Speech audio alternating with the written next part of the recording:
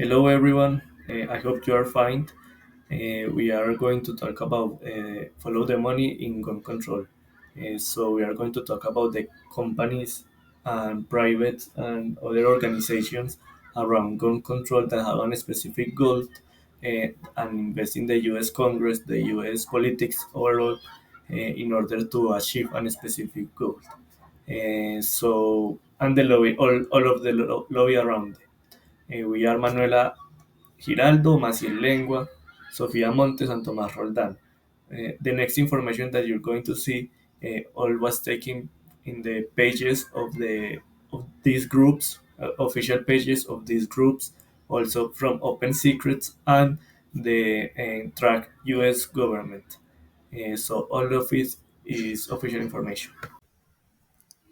According to Open Secret webpage, a special interest group focused on gun control are organizations dedicated to influencing public policy and opinion on issues related to firearm regulation. Gun control advocacy, for example, in the United States is led by several key organizations that have played significant roles in lobbying for stricter gun laws. Here are some of the key organizations that aim to advocate for laws and policy that they believe will reduce gun violence and enhance public safety. The primary objectives of gun control SIGs typically include working to shape firearm legislation by advocating for stricter background checks, waiting periods, and restrictions on certain types of firearms. They also conduct research on the impact of gun policies on public health, safety, and crime rates, advocating for evidence based policy that balance individual rights with community well being. Additionally, they support laws to stop the illegal trafficking and sales of firearms. They raise public awareness by educating the public on gun violence dangers and gun control benefits is a key objective for these groups. They organize awareness campaigns, distribute informational materials, and host events to promote gun safety and the need for regulation. Lastly, many gun control organizations offer resources to support the victims of gun violence and their families. These groups are highly visible in the media and politics, particularly after mass shooting and prominent gun violence incidents. However, they generally raise less money than gun rights advocates. Their members often comprise gun violence survivors, concerned citizens, and political figures who believe that stricter gun laws will decrease gun violence and improve public safety. On the other hand, gun control special interest groups have multifaceted profiles involving grassroots mobilization to rely community support for gun control measures, a direct lobbying to influence legislature and litigation to challenge laws contributing to gun violence. They also focus on research and data collection to inform policy decisions and shape public opinion. Regarding investment to Congress, we can see on the graphics how the majority of the money goes to the Democrat Party, and this can be explained because of the political beliefs that are behind this. The Republicans have expressed before how they support personal defense and freedom, and they even get support from gun makers, while the Democratic Party stands with gun control. The top money getters are Giffords PAC and Everytown for Gun Safety, that are organizations that were made not to make money but to make a difference. And the top spenders are Democrats and the liberal groups for the same reasons mentioned before. If we follow the money, we can see its significant relevance on the policies advocated by the Democratic lawmakers. So the two top recipients of this money are two Democratic senators, in this case, Mark Kelly, who's actually married to the founder of the Gifford PAC, which has been mentioned before, and the second senator is Raphael Warnock.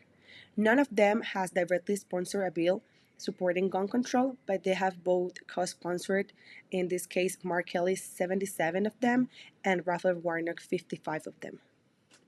Regarding the wins and defeats of our group of interest, we counted how many bills have been mentioned and how many bills are specifically about gun control. Gun control have been mentioned in 1,500 bills, but it specifically has 90 bills improve gun control. These 90 bills, only two of them have been agreed upon that have been the recognition of the victims of two massacres, the Colorado massacres and the Illinois massacre. And the other three bills that passed the first umbral were about the same topic, the recognition of the victims. The bills that passed the first umbral don't even are a specific improvement or what the groups of or group of interest want, or group of interest want to have an impact in the country, want to regulate guns, want to improve school security and many stuff of this topic, but it has been a failure. There has two bills that have been very important: the 1026 in the Senate and 2390 in the House of Representatives. These bills are the same; they were presented on the same day, and it's about the research and investigation to avoid gun control. But even with such topic, this bill didn't pass the first umbral. So there's many issues for our group of interest, but considering that our group of interest doesn't want a return on investment but an improvement, they see this like a ladder to keep on climbing until finally something can be achieved. But it's been a defeat overall. Everytown for Gun Safety and Give Law Center engage in direct lobbying by hiring professional lobbyists to meet with lawmakers and present research, data, and testimonies supporting gun control measures. For instance, in 2023, Everytown for Gun Safety spent $1.38 million on federal lobbying efforts focusing on advocating for policies like universal background checks and extreme risk laws.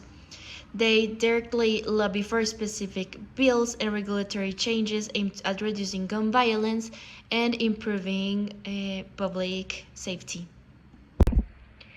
Everytown's grassroots efforts are exemplified by organizations under its umbrella, such as Mom Demand Actions or Student Demand Actions.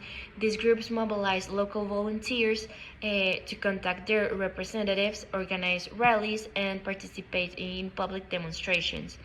For example, Mom Demands Action chapters across the country work to influence local and state gun laws by organizing community events and advocating directly with state legislators. Similarly to that, Students Demand Action involves high school and colleges students in lobbying activities, for example, voter registration drives and educational campaigns within their communities. Finally, gun control advocacy groups also run extensive media campaigns to shape public opinion and raise awareness about gun violence.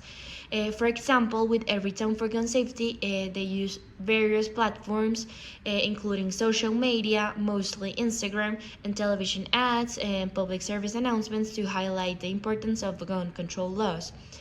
These campaigns often coincide with significant legislative pushes or responses to high profile shootings. For instance, Everytown for Gun Safety frequently launches national campaigns during election cycles to support gun sense candidates and oppose those with poor records on gun safety. Their efforts include producing advertisements, conducting opinion polls, and using targeted messaging to influence voters and policymakers. To conclude, these organizations effectively utilize social media and websites as part of their lobbying efforts. These platforms allow them to reach a wide audience, disseminate information quickly, and mobilize supporters efficiently, creating significant public pressure and influence legislative changes. Also, these groups are often motivated by personal experiences, such as having been affected by gun violence, which drives their commitment to change. Lastly, both major political parties in the US tend to evade responsibility when it comes to addressing gun control. Consequently, genuine efforts to address gun violence are often sidelined in favor of protecting these interests. Finally, we must say that there is a high investment on gun control from the Democrats' budget, but there is a really low investment in gun control from the Republican Party. This is also because of the different ideals and beliefs on personal defense. Only 2 out of 90 proposed laws passed, and the most successful bills focused on recognizing victims but not on actual gun control.